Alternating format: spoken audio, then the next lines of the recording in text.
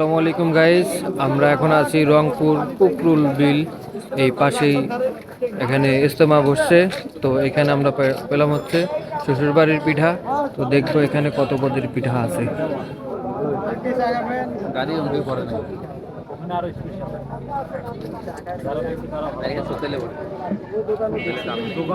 দেখতে পাচ্ছি এখানে অনেক পদের পিঠা আছে এবং অনেক সুন্দর করে সাজিয়ে রাখছে।